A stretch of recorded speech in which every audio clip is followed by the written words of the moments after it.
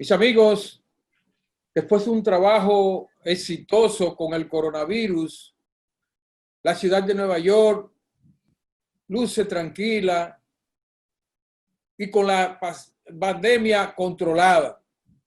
Pero hay serias amenazas de que el problema retorne de 35 estados de la Unión en donde están combatiendo con la enfermedad, especialmente Texas, la Florida, California, donde el rebrote ha sido realmente muy fuerte.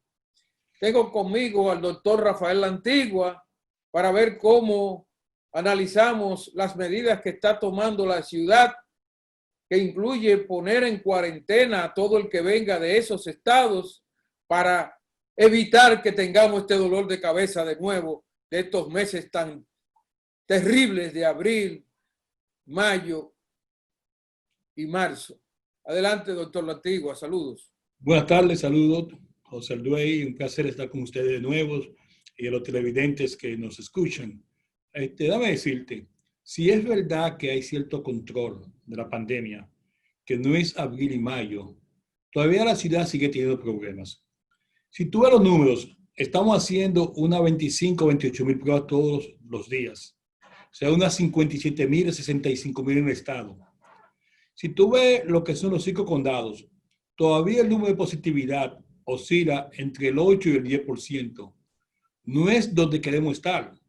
Queremos estar por debajo del 1%. O sea que todavía seguimos teniendo todos los días entre 350 a 360 casos. Todavía tenemos el mismo número de personas admitidas en los hospitales en la ciudad de Nueva York. Todavía tenemos 150 personas en ventiladores en la ciudad de Nueva York. 150 personas en ventiladores. De lo cual vemos que a lo mejor en los casos, 30-40% de esos van a morir. No estamos todavía donde queremos estar. Si tú ves esto y lo comparas con Albany, lo comparas con Binghamton, lo comparas con Rochester, donde menos del 1% de personas resultan positivas, nos damos cuenta que algo estamos haciendo mal nosotros. Y de verdad, o sea, preocupa mucho el flujo de personas que vienen no solamente de Europa, sino personas que también vienen de estos estados que tienen un alto nivel de positividad. En este caso nos referimos principalmente a los estados del sur, Carolina del Sur, Carolina del Norte, Virginia, la Florida, ¿no? Y esto es un mandato, o sea, no es ni siquiera voluntario. Hay un mandato establecido de que en estos estados que mantienen un alto nivel de positividad, la persona que ingrese a la ciudad de Nueva York tiene que pasarse 14 días en cuarentena. Se estoy diciendo, no es voluntario, es un mandato, una orden ejecutiva del gobernador Cuomo, o sea, que ha sido seguida realmente por el alcalde de Blasio. Pero mucha gente piensa que vienen aquí y sigue siendo Rompa Phil vive el jefe. Nada ha pasado, ¿no?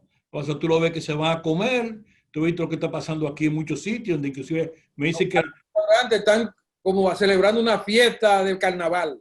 Y las gatas están comiendo con la gente, me dicen eso, porque la gente tira lo de precio a la calle y sabemos que el número de gatas que hay en la ciudad de Nueva York, lo cual también nos va a traer otro tipo de pandemia, otro tipo de enfermedad, no leptospirosis, por el descuido. Y no hay ninguna duda que yo te digo a ti, yo salgo del hospital 25 o 30 minutos, me voy a encontrar por lo menos con 10 personas en 3 cuadras, que andan con la mascarilla aquí en el cuello o la mascarilla en la mano, ¿no? Y yo le pregunto, vea que así funciona. Esa es la pregunta, o sea, para por lo menos darle vergüenza, ¿no? Claro. Es como si me estuvieran poniéndome un revólver en mi cara. Cada vez que hay una persona sin mascarilla, me está realmente poniéndome el riesgo de infectarme a mí. Exactamente. Y una falta de civilidad, o sea, realmente es una falta de comprensión, una falta de humanismo, o sea, lo que estamos haciendo nosotros, en ese sentido, ¿no? Entonces, ¿qué es lo que ha dicho el alcalde? Bueno, aquí entra mucha gente, queremos mantener los números bajos, queremos mantener los números por debajo del 1%, o sea, sufrimos mucho con la pandemia en los meses de abril, mayo y junio. Te está diciendo, bueno, esto es una ley, vamos a hacerlo de manera aleatoria. Y nosotros sabemos que la gente que va a entrar a Nueva York, ¿por dónde entran? En parte de ellos entran por el puente George Washington. Los que vienen del norte entran realmente a través de la 95, la 95, o a través del puente Cuomo. lo que se va a poner, bueno, se va a poner sheriff, policía ahí, que de manera aleatoria van a parar los vehículos que tengan placas que no sean de la ciudad. Si esos vehículos se le va a decir de dónde viene, o sea, de su licencia, y si la persona tiene una licencia que no le ha Estado, se le va a dar solamente un panfleto, o sea, una cual de educación, que se va a decir, usted viene de un lugar de alto contagio, no estaba haciendo pruebas, porque usted tiene por ley que mantenerse en el lugar donde usted dice que usted va por 14 días sin salir de ese lugar. Exacto. Un hotel, se queda en un hotel, si tuvo una casa, queda en esa casa. Entonces, ¿qué van a hacer? De manera aleatoria también, como pasa con todo el mundo, va a mandar a la casa de esa persona, o sea, alguien que va y toca la puerta. Y esa persona está ahí dentro de esos 14 días, entonces le pone una multa. Y esa persona también es objeto de caer en prisión, de ser apresado, ¿no? Se le va a hacer que vaya a una corte. O sea, entonces, es la única forma. Nosotros decimos, mira, si nosotros 3 semanas, oye, 3 semanas, usando todas las mascarillas, evitando reuniones en grupo dentro de la casa, lavándonos las manos y manteniendo el distanciamiento social, 3 semanas eliminó completamente el virus de la ciudad de Nueva York. 3 semanas, eso no es difícil de hacer. Lo que pasa es que somos indisciplinados. Contagiamos a otros y muchas veces en todo lo que hacemos que lo ponemos en un ventilador sin darnos cuenta. Entonces yo estoy de acuerdo con el gobernador Cuomo y estoy de acuerdo con el alcalde de Igasio. Son medidas sanitarias que hay que adoptar y hay que enseñar a la gente a comportarse. Correcto. A comportarse. Si usted no lo hace de una forma que se puede hacer, a comportarse hasta que no llegue la vacuna, vamos a seguir viviendo nosotros en este estado de pandemia. ¿No? Y cuando llegue la vacuna, que tengamos lo que se llama inmunidad de rebaño y más del 70% de personas estén vacunadas o sean, tengan anticuerpos para el virus, entonces ya podrá liberalizarse ese tipo de cosas. O sea, de nuevo, no va a ser una bala de plata, pero va a ayudar bastante. Hay una información de que los rusos consiguieron una vacuna. ¿Qué noticia tú tienes sobre eso y cómo va el proceso de la vacuna aquí de nosotros en Nueva York? Mira, es un buen tema de discusión, ¿no? O sea, los rusos alegan, y es fácil quizás hacerlo, de que ellos van a tener una vacuna. Ellos al principio alegaban que iba a ser a mitad de agosto. ¿No? Y tú ves su publicación de mayo, llega a mitad de agosto, dicen que posiblemente septiembre. O sea, el problema es que nadie conoce esos datos. Es como la organización secreta que siempre pasa en la Unión Soviética. Ellos inclusive dijeron que para estar más seguro que funcionaba, los mismos investigadores se la están poniendo, lo cual es antiético. El manual de ética, inclusive el grupo de investigación clínico del ruso lo ha criticado a ellos. Sea antiético, usted haciendo investigación, usted se vacune, o sea, con el producto, ¿no? O sea, pero quizá hay facilidades. Los chinos dijeron que los chinos tienen 3 vacunas. ¿Qué otras vacunas son militares? Si una sociedad como esa, obviamente, usted puede vacunar el militar. Si no lo vacuna, usted va preso. No se va a vacunar, usted va preso, ¿no? No tuvimos eso una dictadura cuando era la dictadura de Trujillo. En sentido, o sea, usted no andaba con la permita encima, o sea, y lo metían preso, ¿no? Desde ese punto de vista puede ser que ellos avancen. Se ha puesto en duda, hoy decía la Organización Mundial de la Salud, que ellos tienen duda de la efectividad de esta vacuna. Sí. ¿Qué es lo que están haciendo las compañías? O sea, hay 153 compañías, 125 compañías que están trabajando en 153 vacunas. O sea, hay 5 que en este momento parece ser candidatos a vacuna. Estamos sacando las 3 que se habla en China y las 2 que hablan los rusos. Y estamos diciendo eso, ¿no? Porque hasta este momento son pequeños laboratorios con capacidad de producir, o sea, pequeñas cantidades de estas vacunas. O sea que inclusive los mismos rusos dicen que si fuera por la Unión Soviética, hasta el final del 2021, o sea, ellos no tenían capacidad para vacunar a todo el mundo en la Unión Soviética. O sea, no tiene capacidad, ¿no? Entonces hay 5 compañías que están haciendo vacunas. La que más se habla, AstraZeneca, que la está haciendo con Oxford en Inglaterra y que ya está siendo probada en Brasil, en Inglaterra y también en África del Sur, y que va a comenzar a ser probada en Estados Unidos. Oye, la fase 3 de Estados Unidos, que estaba supuesta a comenzar antes de ayer, no va a comenzar la semana que viene. Okay. Se van a reclutar 1,000 personas, se van a reclutar 30,000 personas. O sea que no, de nuevo, es muy fácil decirlo, o sea, es más difícil hacerlo. O sea, después está la Pfizer, con una compañía alemana que está trabajando en esto. Está Moderna, que está en Cambridge, allá en Massachusetts, que es la primera vez que están haciendo vacunas, no había hecho vacuna. Está Johnson Johnson, que está Mercer Pandón. O sea, no hay ninguna duda que las grandes compañías, o sea, aquellas que están acostumbradas a esto, Mercer Pandón, Johnson Johnson, Pfizer y AstraZeneca, se pueden producir grandes cantidades de vacunas. Acuérdate, la población mundial es de 5.400 millones de personas. O sea, 5.000. Y vamos a dividirlo en dos grupos, como está diciendo la Organización Mundial de Salud. 2.7 millones de personas, aquellos que pueden, 2.7 millones de personas, aquellos que no pueden. Estados Unidos ya ha invertido más de 3.000 millones de dólares en esta compañía. Wow. Para realmente, o sea, proteger a sus habitantes, ¿no? Y en la propuesta que tiene el Senado republicano, hay 25.000 millones de dólares destinados solamente a vacunas solamente. Hay 25 millones de dólares destinados a hacer las pruebas de COVID, 25 millones de dólares destinados solamente a vacunas, ¿no? O sea, ¿qué es lo que se está diciendo? Para evitar, en primer lugar, tenemos que estar seguros de que es eficiente. Eso no se ha demostrado todavía. Lo que las vacunas han demostrado es que producen anticuerpos, pero no sabemos qué tiempo de anticuerpos. O sea, que la vacuna tiene que ser puesta en lugares donde hay esta enfermedad, por ejemplo, llevarla y vacunar en la Florida, ¿no? Y por eso AstraZeneca se salió de Inglaterra, porque no había suficiente. El caso de Inglaterra se fue a Brasil, donde hay muchos casos. Pero para demostrar la eficacia, usted tiene que estar seguro de que usted pone a esa persona, o sea, frente al virus y la persona se infecta, ¿no? Eso es primero. Segundo, ¿qué tiempo dura la vacuna? Dura un mes, dura 2 meses. La mayoría de las vacunas hay que poner en 2 dosis. Una dosis y a los 28, 30 días la segunda dosis. ¿Qué tiempo dura? O sea, hay que vacunarte de nuevo a los 6 meses. Tienes que esperar entonces para saber. O sea, hay que hacer como la vacuna del flu, que hay que vacunarte todos los años. Eso no se sabe todavía, ¿no? O sea, desde el punto de vista de la eficacia, hay que hacerlo. Y lo otro es, o sea, ¿cuáles son sus efectos secundarios? Es muy diferente en este momento, cuando una persona viene con COVID y le damos medicina de una forma que llamamos comunitaria, de una forma obviamente humanitaria, que no sabemos si esa medicina va a funcionar o no, a tú poner una vacuna a una persona saludable. O sea, tú coges un muchacho de 25, 30 años y si te va a poner esta vacuna, pues yo no sé lo que te va a pasar. Ay. O mejor que me dé la vaina esa, porque si me da a mí, a veces que la gente le da y no le pasa muchas cosas, ¿no? Pero las vacunas son diferentes que controlar un antibiótico a una persona por una enfermedad. La vacuna tiene de que tenga pocos efectos secundarios, ¿no? Claro. A largo plazo, ¿cuáles son los efectos secundarios a largo plazo? O sea, no es lo que me pasó 1, 2, 3 días después. No. Yo tengo experiencia, ¿no? Con el Swine Flu Vaccine, o sea, la vacuna del ganso, que en 1976 se usó para la influenza, y vimos que una de cada 100.000 personas le da una encefalitis.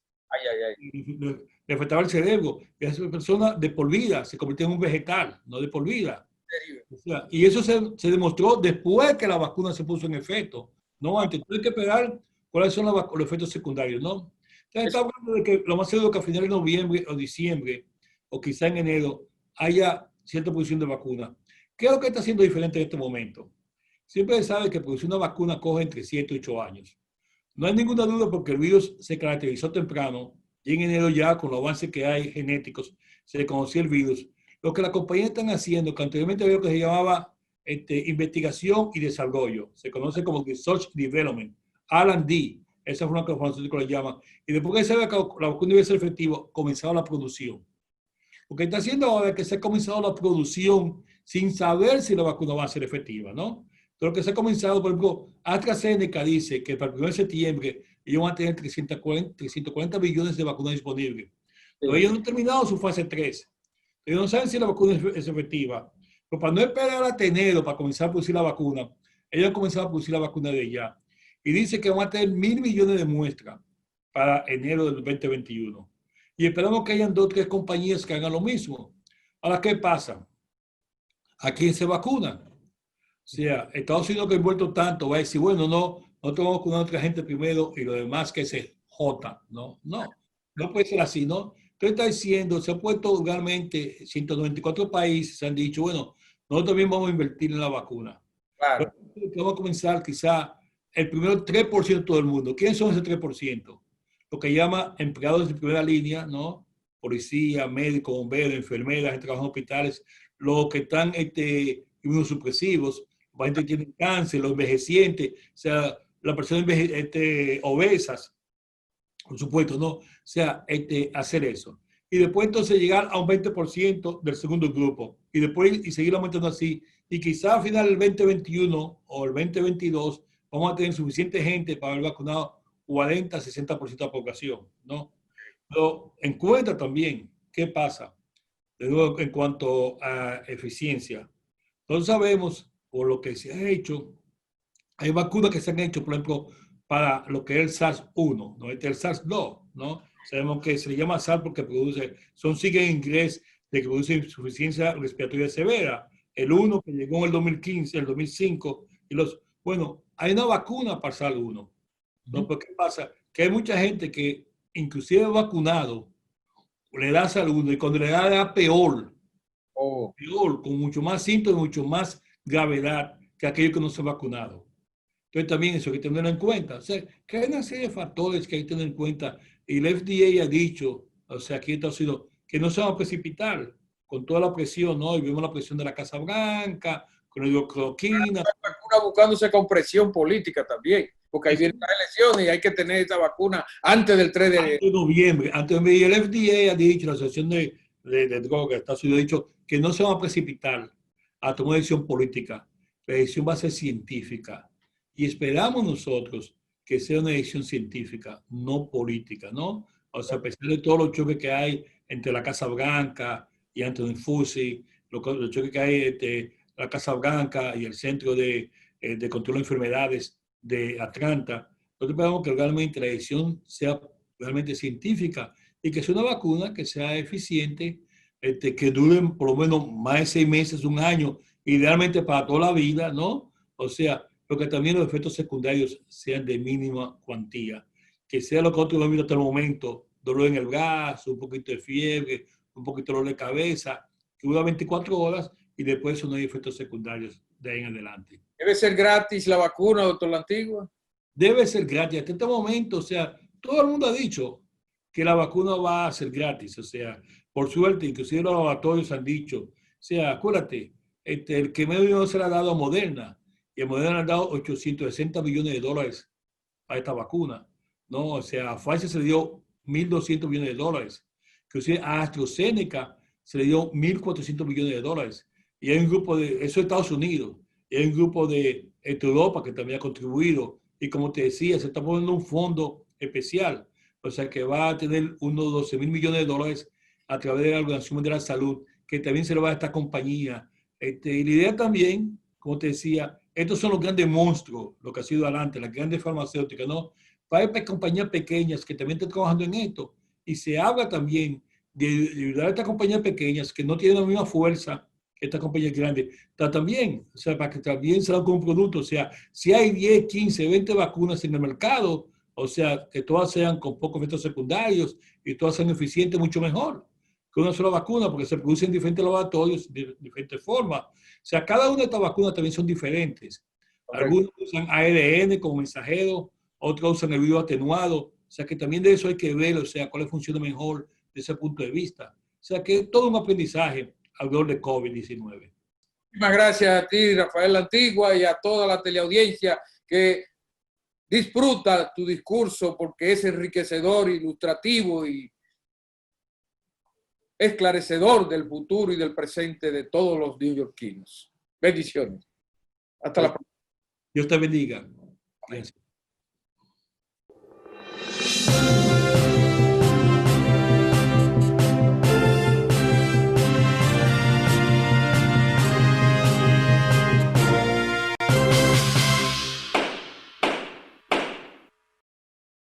El Gobierno de Nueva York.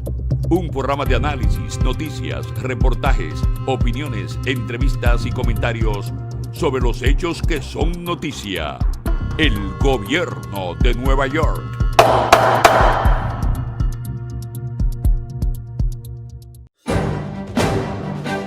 Un programa de análisis, noticias, reportajes, opiniones, entrevistas y comentarios sobre los hechos que son noticias.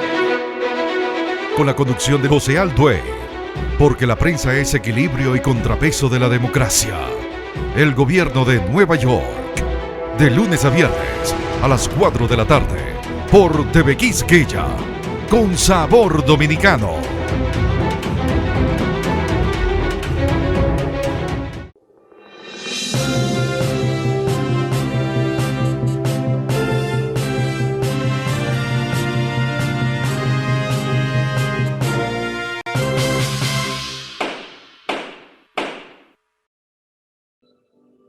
Mis amigos, sigue la preocupación generalizada por la reapertura del año escolar en Nueva York.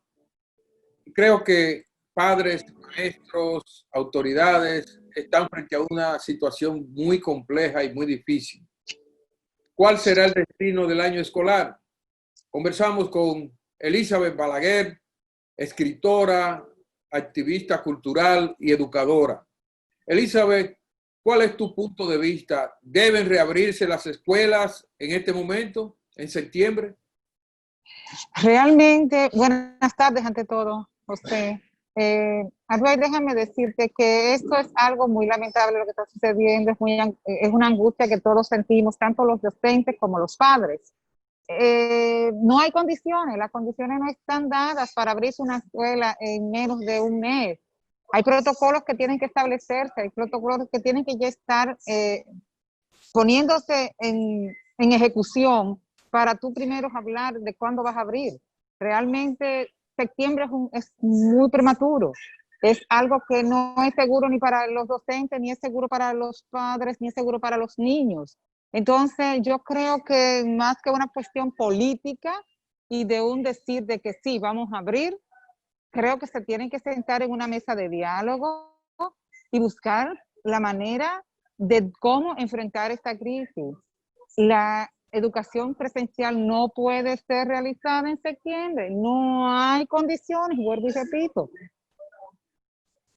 Estamos frente a una pandemia que no está todavía controlada, pero como que también el confinamiento de los niños en la casa, los mismos maestros, todo el mundo está ansioso. Hay cierto nivel de estabilidad en este momento en Nueva York, cierta normalización de la pandemia. No podemos decir que es total porque todavía no hay una vacuna, pero la experiencia que tú tuviste, por ejemplo, con la educación virtual, ¿tú crees que se podría mantener así mejor? Bueno, eso es algo que si ya comenzó la educación virtual, debieron tenerse en consideración estos meses que están ahora en vacaciones para proveer a esas familias de escasos recursos que no tienen los mecanismos para darle continuidad y poder apoyarlos para poder seguir en septiembre. No sabemos si septiembre, si octubre. No se sabe cuándo va a ser un brote. Mira Madrid está subiendo ahora mismo, que fue de los primeros. ¿Cuántas personas están cayendo nuevamente con el virus? ¿Cuántos casos se están presentando? Ahora mismo yo estoy en República Dominicana y aquí déjame decirte una cosa, los aviones vienen llenos todos los días de Nueva York y de Estados Unidos, no de Nueva York, de Estados Unidos, porque no solamente una ciudad, vienen llenos con visitantes que vienen a vacacionar, con niños, que es un peligro, porque si tú me dices, pero tú estás también ahí, sí, yo estoy aquí porque hay razones personales que tuve que hacerlo, tenía el momento que tenía que hacerlo, pero es cuidado, yo no salgo de mi casa, en este momento salí porque tenía que ver a alguna gente, pero estoy confinada. Pero ¿y esas personas cuando regresen? ¿Qué va a pasar? ¿Tú crees que la situación en República Dominicana ahora mismo es también más peligrosa que en Nueva York?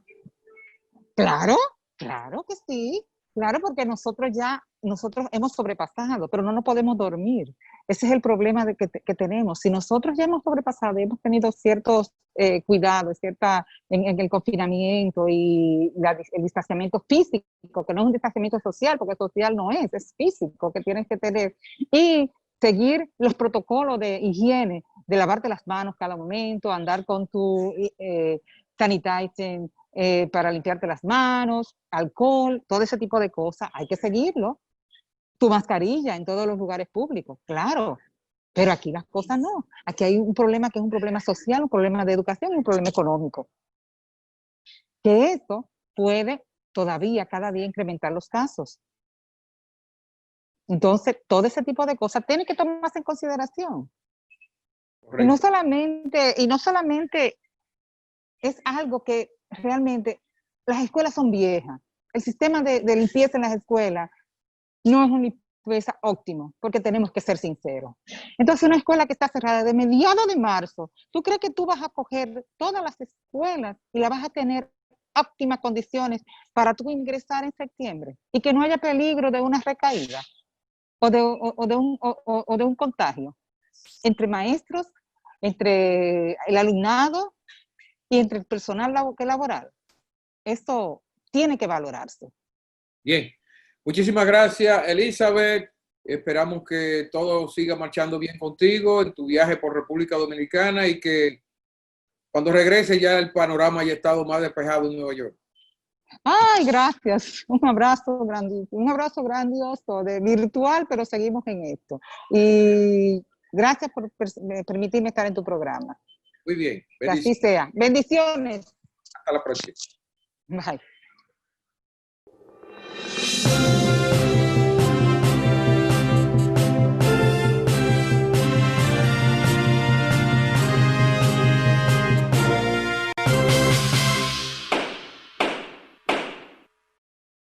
El Gobierno de Nueva York. Un programa de análisis, noticias, reportajes, opiniones, entrevistas y comentarios sobre los hechos que son noticia. El Gobierno de Nueva York.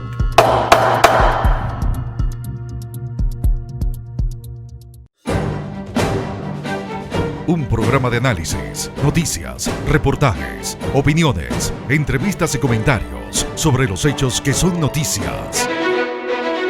Con la conducción de José Alduey, porque la prensa es equilibrio y contrapeso de la democracia. El Gobierno de Nueva York, de lunes a viernes a las 4 de la tarde, por TV Quisqueya, con sabor dominicano.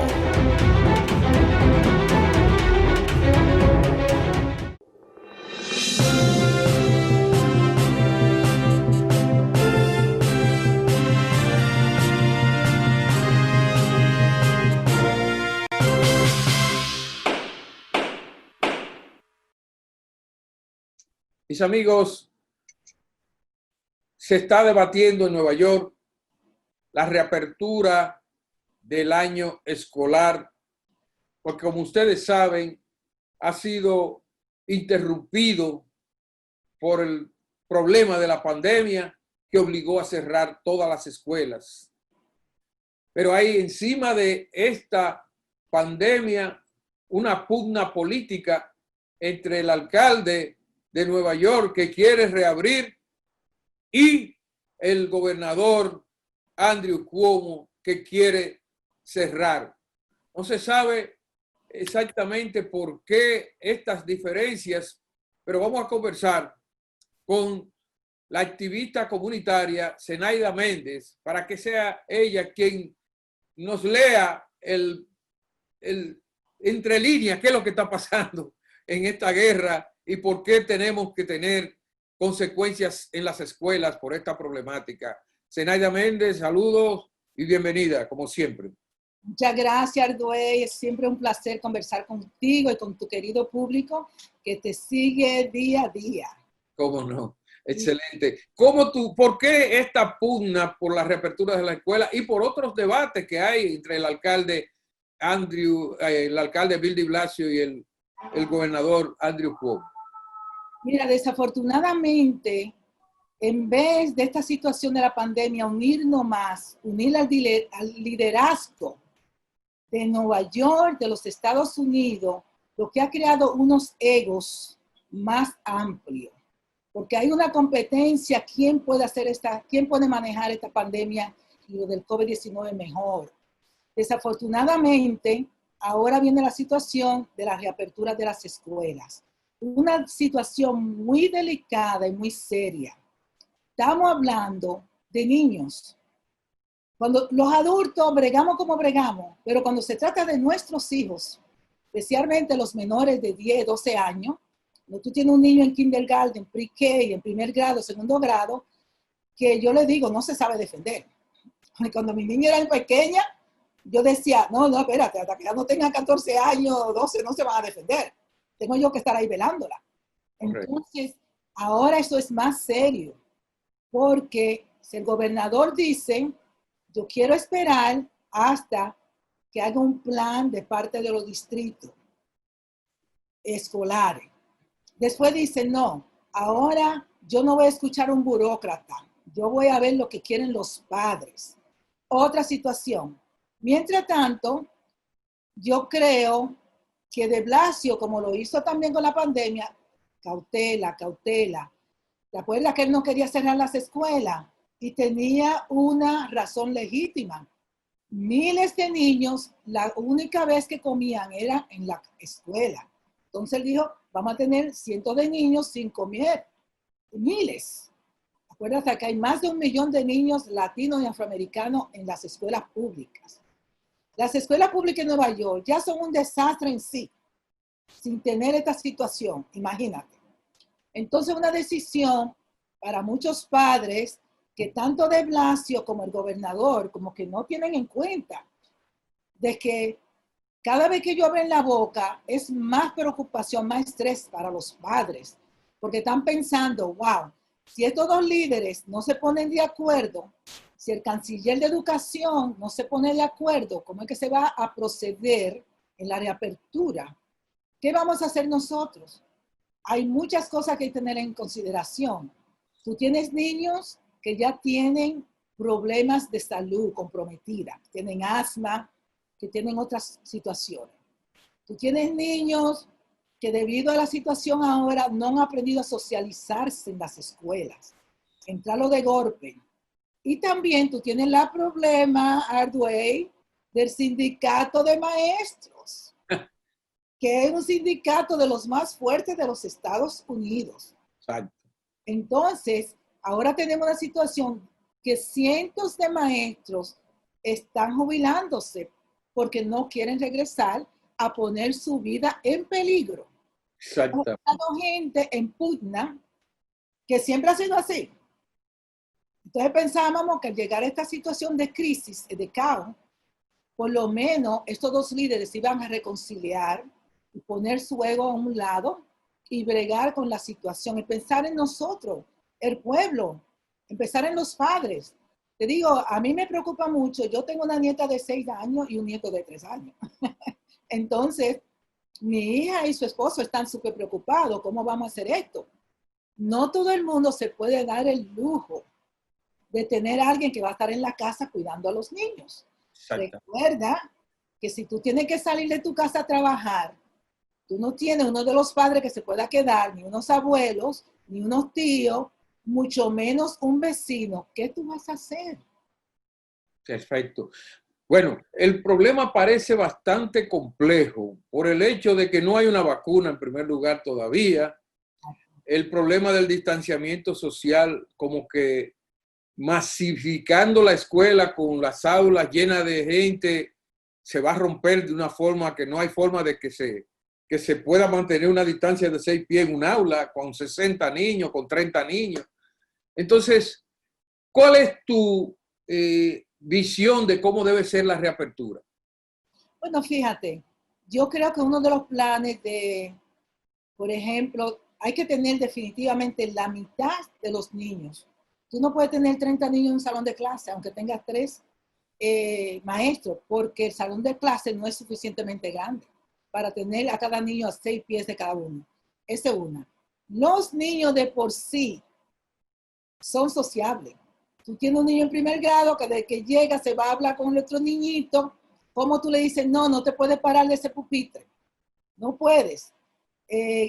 Algunos niños van a entender porque han estado 3 meses encerrados, pero otros niños son inquietos, no van a entender. Por ejemplo, mi nietecito de 3 años, tú jamás lo vas a tener sentado por más de 10 minutos, ni 5 minutos, de un pupitre. Claro. La niña de 6, sí, tal vez. Todo esto. Entonces, la reapertura, yo creo que hay que consultar con los maestros, hay que consultar con los padres, definitivamente, y hay que tener un plan seguro. Si es posible tener 7, 8 niños en una aula, tú no puedes tener más de 7, 8 niños en una aula. Para que ellos... En la casa. Claro, porque hasta cuando van a jugar, tú sabes, pueden ser. Tú no puedes tener el niño el día entero con un tapaboca. La otra cosa, son muchas las cosas. Y la otra cosa, yo creo que lo principal que tiene que estar haciendo el Departamento de Educación en la ciudad es entrenando a los maestros cómo seguir enseñando virtual. En casos de que se haga una apertura y no dé resultado a las 2 o 3 semanas y tengamos que ir virtual otra vez. Exacto. Bien, tanto se produce esta decisión porque parece que también ya como que puede venir un consenso entre las partes, porque ya no pueden prolongar más el año escolar, hay una presión de la situación misma. Pero, ¿tú crees que el gobernador y el alcalde van a terminar consensuando esto? No tienen otra, no tienen otra. Porque los padres le van a poner presión, ellos entienden la situación, y como siempre ha dicho Bill de Blasio, sus hijos fueron a escuela pública todo el tiempo. Entonces él también comprende la situación de la escuela pública. No es como si el gobernador que fueron a escuela privada. ¿Tú me entiendes? Que eso también es importante, porque cuando tú estás diciendo, vamos a hacer estas cosas de esta manera, pero tú nunca has tenido una experiencia personal. Exacto. Eso es importante. ¿Tú me entiendes? Ellos van a tener, como siempre, al fin y al cabo, una reconciliación, seguir consultando con los maestros, con los distintos distritos. Como te digo, el sindicato sigue defendiendo a su maestro para no poner una posición donde ellos se sientan a riesgos. Correcto. Por ejemplo, en algunos lugares se está haciendo, los niños que empiezan su nombre con la A, vienen de lunes a martes, los miércoles se limpia la escuela, sanidad, ¿verdad? Se limpia completamente.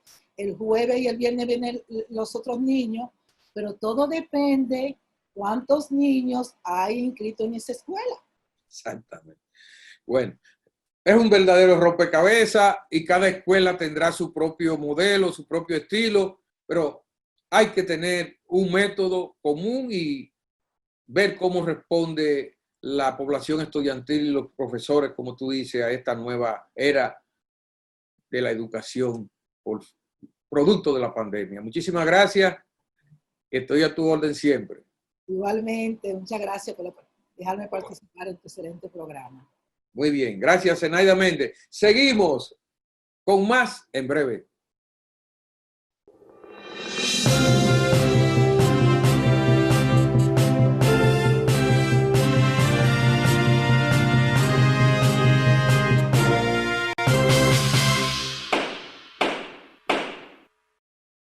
El Gobierno de Nueva York. Un programa de análisis, noticias, reportajes, opiniones, entrevistas y comentarios sobre los hechos que son noticia. El Gobierno de Nueva York.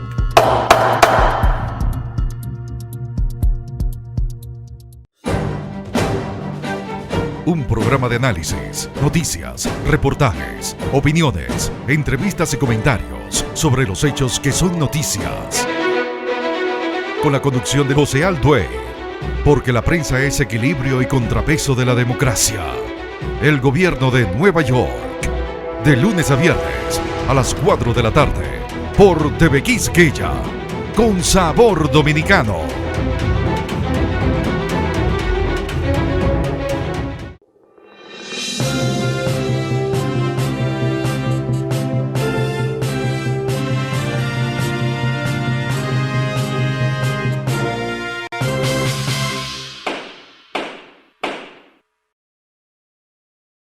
Tenemos que insistir en comentar las travesuras incontrolables de Danilo Medina, que no perdona la pandemia, que no perdona esa derrota humillante que sufrió para seguir haciendo de las de él. Ahora firmó un decreto que se dio a conocer ahora, pero que lo hizo en junio, el 15 de junio, y se lo callaron, porque saben que están haciendo cosas mal hechas. 267 pensiones. Ya ustedes saben la carnicería que es esa. Para que se ejecute inmediatamente del presupuesto de pensiones. ¿A quién sabe ¿A qué monto, quién sabe, aprobadas? Pero la cosa no se queda ahí. Las pensiones, si son merecidas, si son justas, hay 8 discapacitados, probablemente del grupo esos son realmente quienes pudieran ser los que más la necesiten. Pero probablemente eso tenga que revisarlo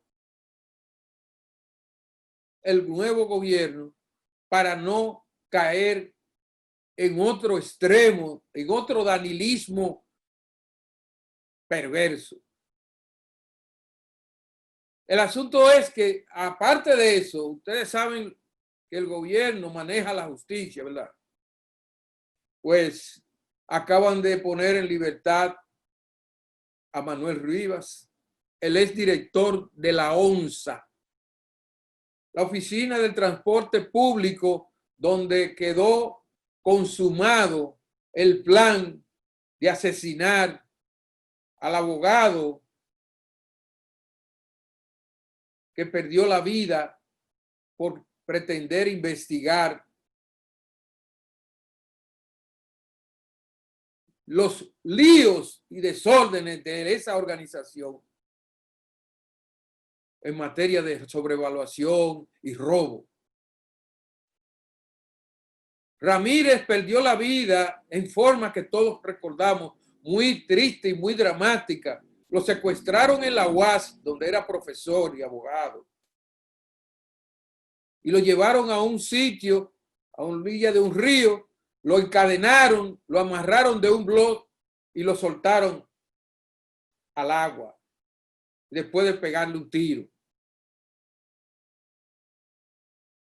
Ahora resulta que ponen en libertad, aprovechando la transición, a Manuel Rivas, el autor intelectual de ese hecho, que nunca lo tipificaron así, porque ellos querían ponerlo en libertad. Ellos lo pusieron suave, asociado al crimen de Ramírez. Señores, eso es duro de decirlo.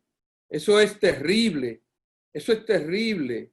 Pero estamos frente a una nación que perdió la vergüenza de sus gobernantes y se prestaron a toda clase de marrullerías y no perdonan la transición, no perdonan que se van en 20 días, en menos de 10 días, y siguen cometiendo atropelías, siguen cometiendo abusos. Ese es un caso de un crimen que debió ser enjuiciado hace rato de fondo y condenado a 30 años de cárcel a los autores intelectuales y materiales.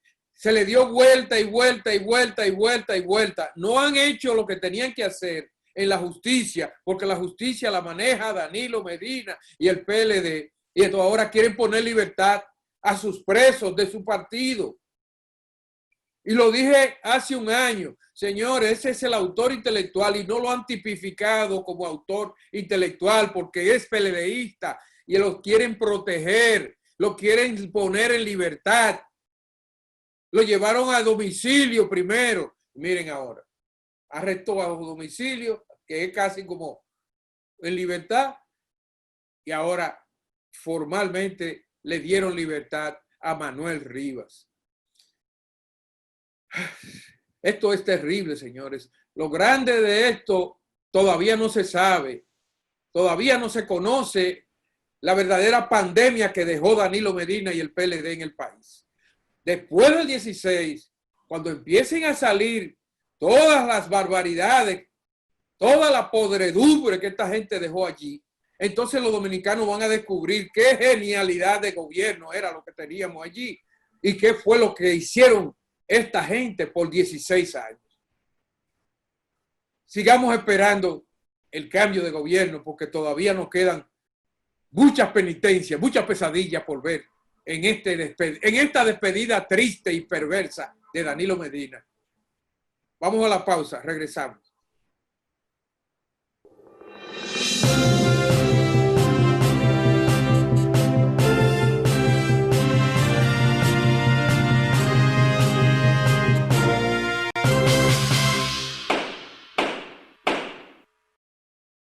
El Gobierno de Nueva York. Un programa de análisis, noticias, reportajes, opiniones, entrevistas y comentarios sobre los hechos que son noticia. El Gobierno de Nueva York.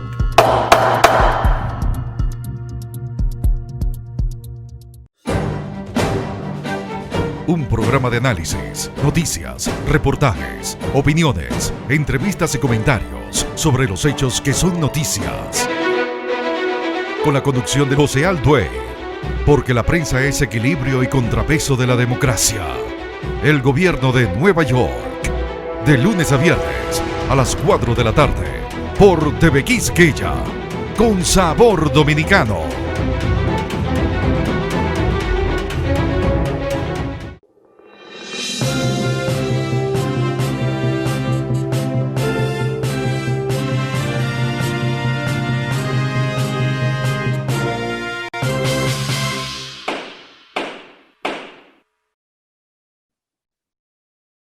América Latina está despertando con fuerza en medio de todas sus vicisitudes, de todos sus quebrantos, de todas sus debilidades. En medio de esta pandemia, Colombia está viviendo un verdadero terremoto político a raíz de la orden dictada por la Suprema Corte de Justicia, dictando el arresto del expresidente y senador Uribe, quien ejerció la presidencia por 2 periodos consecutivos en Colombia. Álvaro Uribe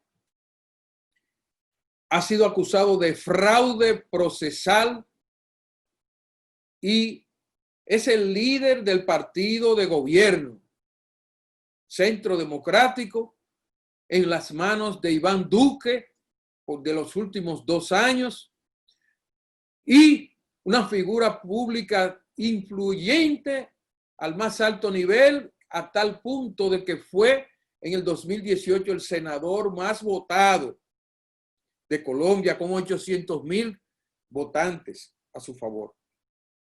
Pero ¿qué resulta? Él produjo una inusitada investigación sobre el papel de fuerzas paramilitares, y para llevar a cabo ese proceso utilizó maniobras desde el poder que le permitieron acusar de delitos a opositores. Y resulta que quien ha caído preso es él. Esto ha causado un escándalo mayúsculo en Colombia que muestra un sólido y fuerte sistema judicial enfrentado al poder del gobierno, lo que demuestra la guerra de poderes que hay en Colombia. Para que ustedes vean la importancia de un poder judicial independiente como lo necesita República Dominicana. El poder judicial no puede estar en las manos de ningún partido político, porque es ahí cuando se pone a prueba la importancia estratégica, cívica, ciudadana, constitucional de tener fortaleza en la administración de justicia. El propio Iván Duque, presidente en ejercicio de Colombia del partido de Álvaro Uribe, ha proclamado que confía en la inocencia de su socio político Álvaro Uribe. Ajá, bueno, él tiene derecho a eso, pero como presidente de la República debió distanciarse y decir, confío en la independencia del Poder Judicial y en que se haga justicia. No, él está defendiendo a su socio político porque es el fundador del partido que lo llevó al poder con el respaldo de Uribe y tiene derecho a eso. Pero la justicia está por encima de los intereses de los partidos y de los líderes políticos. Entonces, estamos asistiendo a un arresto domiciliario de un expresidente poderoso que hizo todas las maniobras posibles para no llegar ahí, acusando a opositores falsamente. Y miren cómo termina. Si la justicia estuviese en las manos del poder de Uribe, la cosa fuera totalmente distinta en Colombia. Fuera como en República Dominicana, que acaban de poner en libertad a Manuel Rivas, porque es miembro del comité central del PLD, y el partido domina la justicia, controla todo, y allí es un piche y queche. Dispara, que va para afuera. Vayan a ver el caso de Colombia. Ahí es que está en juego la democracia en este momento, porque ese es el prestigio de los pueblos, de las democracias, lo que se pone en peligro cuando ocurren estas cosas. Yo no digo que él sea culpable ni que sea inocente. Es una figura política influyentísima y hay que ver qué acciones llevaron a la Suprema Corte a llevar este caso a este nivel y acusarlo a él de fraude procesal, porque tiene que tener evidencia muy contundente y en consecuencia él la va a pagar caro. Oigan, no es un tribunal, no es una cortecita de primer grado, ni una corte de apelación, ni un fiscal, ni un juez independiente de por ahí de un campo de Colombia que dijo vamos a ordenar el arresto de Álvaro Uribe. No, la Suprema Corte de Justicia de Colombia emitió esa decisión, esa sentencia. Entonces, es un ejemplo de valentía del Poder Judicial por encima de lo que vaya a suceder al final con el destino de Uribe, porque esos expresidentes son poderosísimos, porque también se blindan, como se blindaron en Santo Domingo. Ellos se cubren, hacen todo su desastre y terminan amarrando también la cosa que todo les sale a pedir de boca. Y es lo que tenemos que conocer, entender, porque la región necesita salir del subdesarrollo político. Nuestros pueblos todavía los tratan como indígenas.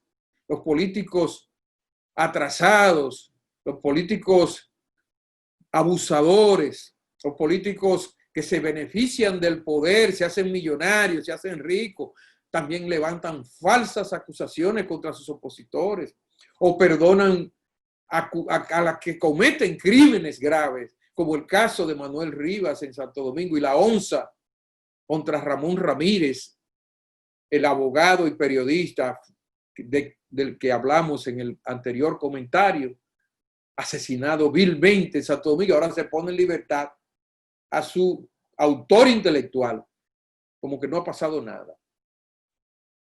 Todo eso tiene que ser revisado. Y por eso es que, amables televidentes, estos ejemplos de América Latina, conjuntamente con lo que está pasando en España, que se está persiguiendo a un ex rey, Juan Carlos I, por corrupción, son los vientos que soplan en el mundo a favor de la justicia y la libertad.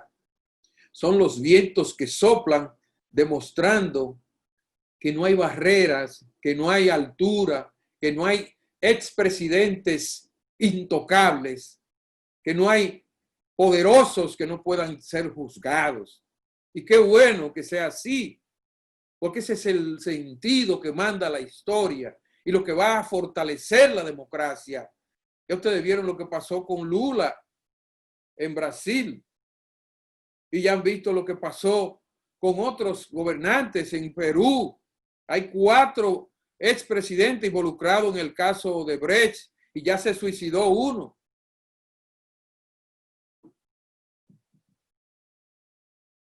Señores, estamos abriendo los ojos. Bendiciones. Hasta la próxima.